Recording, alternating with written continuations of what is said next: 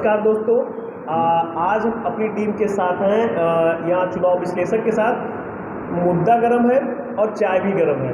आज मुद्दे वाली बात होगी और इस समय देश में सबसे बड़ा चुनाव हो रहा है और उस चुनाव के लिए हमारे पास चुनाव विश्लेषक के रूप में ये एनडीए का पक्ष रखने के लिए श्रीमान प्रेम शंकर जी हैं और इंडिया गठबंधन का जो पक्ष रखने के लिए एज ए चुनाव विश्लेषक श्रीमान दयाशंकर जी हैं।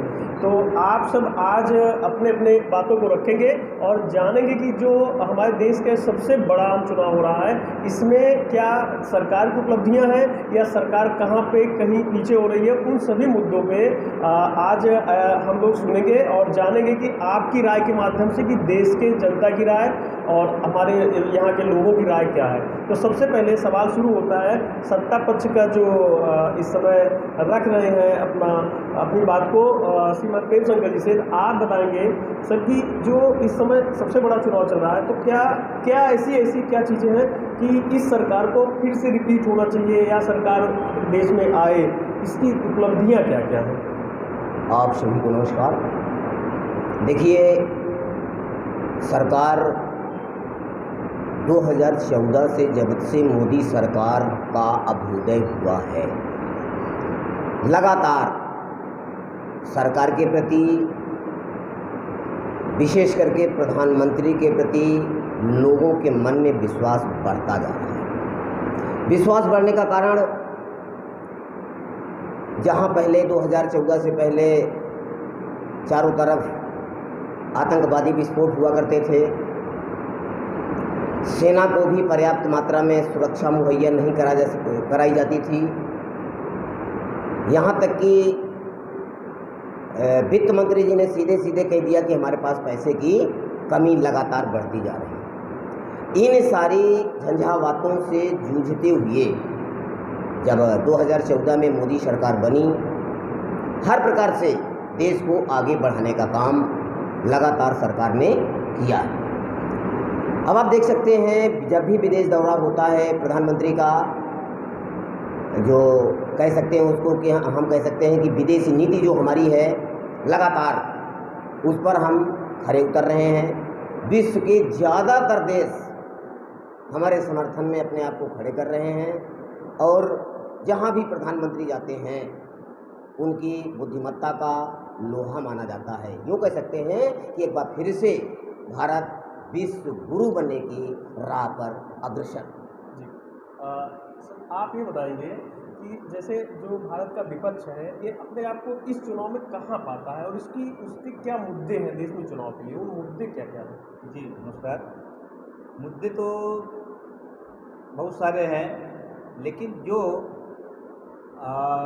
गठबंधन बना है इससे निश्चित रूप से विपक्ष क्या हम लोग वर्तमान में सरकार बनाने के पक्ष में है, क्योंकि तमाम प्रकार की ऐसी हैं विसंगतियाँ जो कि अभी समाज से दूर नहीं हो पाई हैं। चाहे वह रोजगार का क्षेत्र हो, चाहे किसानों की बदहाली को देख लें आप, नहरों का पानी का देख लें आप, और नौजवानों के लिए खास करके जो वर्तमान स्थिति है, नौजवान समझ नहीं पा रहा मैं किस दिशा में जाऊँ, उसका कोई उद्देश्य समझ नहीं पा रहा है। क्योंकि अगर सेना में जाता है तो उसको लगता है मैं 4 वर्ष की नौकरी करूँगा, और अगर पुलिस में जाना चाहता है तब भी उसको सम्मान नहीं मिल पा रहा है, जहाँ चाहे जैसे लगा दे रही सरकार।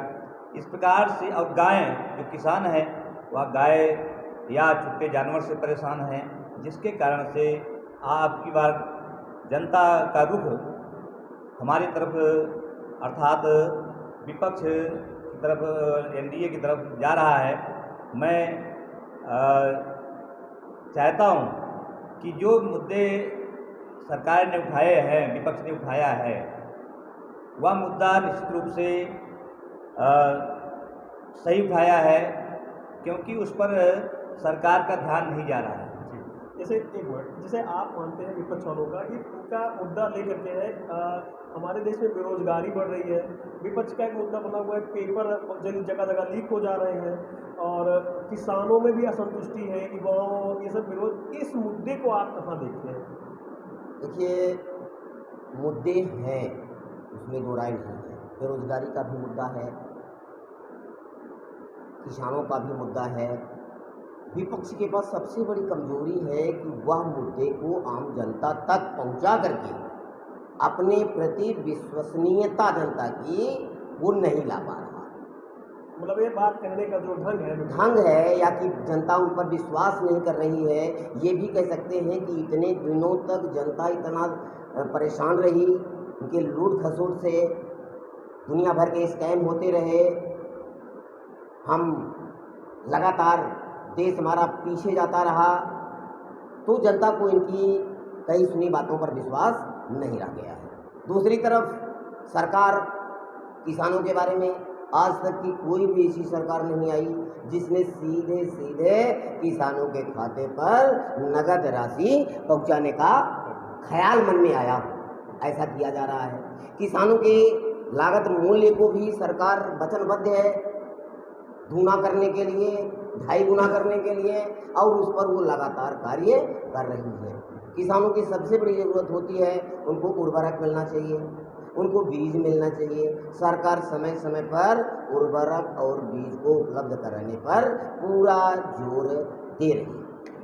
सर ये बताइएगा, जैसे इस समय विपक्ष के सारे गठबंधन एक साथ हैं, जैसे यूपी से भी आप देख रहे हैं या दक्षिण भारत के सारे राज्यों में देख रहे हैं, लेकिन कहीं ना कहीं इनमें आपको परिवारवाद की झलक नहीं दिखती है, जैसा कि माननीय प्रधानमंत्री अपने मंचों से उठाते हैं। इसके बारे में आप क्या कहेंगे? परिवारवाद की झलक तो नहीं दिखती, लेकिन किसी आयोग को ऊंची गद्दी पर भी नहीं बिठाया जाता जो हमारी जनता का। नहीं, मैं आपकी बात से थोड़ा सा काटता हूँ आपकी बात को बंधु। अयोग्य व्यक्ति को सत्ता नहीं दी जा सकती, क्या ये बात जरूरी है कि एक ही परिवार में सारे योग्य व्यक्ति निकलते हों? अभी आप देखिए जनता पर विपक्ष पर जो ये गठबंधन बना हुआ है, इन पर जनता का विश्वास न होने के पीछे जो कारण है, जैसे आप देखिए सपा को आप देखिए, मैं राजनीतिक किसी भी पार्टी से संबंध अपने आप को नहीं मानता, लेकिन सपा को देखिए 5 मेंबर इनके परिवार के सदस्य लगातार चुनाव लड़। अब गांधी नेहरू परिवार का नाम लिया जाता है उनके नाम पर। अब आप प्रधानमंत्री के सामने प्रस्तुत कीजिए राहुल गांधी जी। अब देखिए जरा, क्या राहुल गांधी जी प्रधानमंत्री के आसपास भी पहुंचने के काबिल दिखते हैं क्या? ऐसा नहीं, मैं ये नहीं कहता कि काबिलियत नहीं है, लेकिन जो सोच वहाँ है, जो विजन वहाँ है, क्या वह विजन तक पहुँच रहे हैं क्या? तो जनता इस सब का आकलन करके जो इंडिया गठबंधन है उस पर विश्वास नहीं कर नहीं, ऐसी बात नहीं है। दरअसल इसमें एक ही कमी जो दिख रही है मुझे, नेतृत्वकर्ता का अभाव सभी पार्टियों में है कि मुख्य, जैसे एनडीए जो गठबंधन बना हुआ है उसमें नेतृत्वकर्ता का कहीं ना कहीं अभाव है। इंडिया गठबंधन, हाँ इंडिया गठबंधन, सॉरी इंडिया गठबंधन। नहीं तो मैं आपकी बात मानता हूँ। कहीं ना कहीं प्रधानमंत्री का दावेदार मान लीजिए विपक्ष या इंडिया गठबंधन अगर सरकार बना भी लेता है तो उसमें बात आती है कि प्रधानमंत्री कौन होगा। कहीं ना कहीं इस पर जो है लोगों में, जनता में ऐसा भ्रम बना हुआ है। अच्छा, स्थानीय मुद्दों को आप क्या देखते हैं? जैसे उत्तर भारत के, दक्षिण भारत के ऐसे मुद्दे जो दिखाए जा रहे हैं, बताए जा रहे हैं, तो आप स्थानीय मुद्दों में बहुत शार्ट में बताइए कि स्थानीय मुद्दे लोगों को क्या क्या है, इस सरकार से अपेक्षाएं क्या क्या है? देखिए, स्थानीय मुद्दे अपने आप में आवश्यक होते हैं, लेकिन वह स्थानीय मुद्दे स्थानीय चुनाव पर ज़्यादा प्रभाव डालते हैं। जैसे अभी विधानसभा को चुनाव हो, आम जनता के मन में रहता है प्रदेश की सरकार बनेगी तो हमारे हितों पर ज़्यादा फोकस उनको करना पड़ेगा। यहाँ पर स्थानीय मुद्दे ना होकर के राष्ट्रीय मुद्दे जो होते हैं वो ज़्यादा ज्वलंत होते हैं। राष्ट्रीय मुद्दों को लेकर के ये चुनाव, आम चुनाव जो होता है, ये लड़ा जाता है। तो इस कारण से चलिए अब जैसे अब थोड़ी बात कर लेते हैं स्वास्थ्य, शिक्षा, इंफ्रास्ट्रक्चर, डिफेंस या देश के विकास के, इसमें आप कहाँ कमियां देखते हैं? जैसे आप बताएंगे कि आपको कमी कहाँ लग रही है कि स्वास्थ्य के क्षेत्र, शिक्षा क्षेत्र में या भारत की इंफ्रास्ट्रक्चर में, इकोनॉमी में, ये कहाँ कहाँ कमियां हैं सर? वही बहुत शार्ट में थोड़ा सा बताएंगे आप? नहीं, इसमें निश्चित रूप से विकास हुआ है। जैसे एम्स भी कई बार खोले गए हैं, बने हैं 2 से 26। हाँ, और सेना में तमाम भर्तियाँ भी हो रही है। निश्चित रूप से ये बात आपकी सही है कि विकास तो हुआ है, लेकिन जो आम जनता से जुड़ी हुई जैसे पेपर लीक के मामले पेपर लीक मामला है, जिससे ये कुल मिला के सबसे ज़्यादा भटक रहा है, युवा भटक रहा है। हमारे देश का युवा समझ नहीं पा रहा है कि मैं क्या करूँ।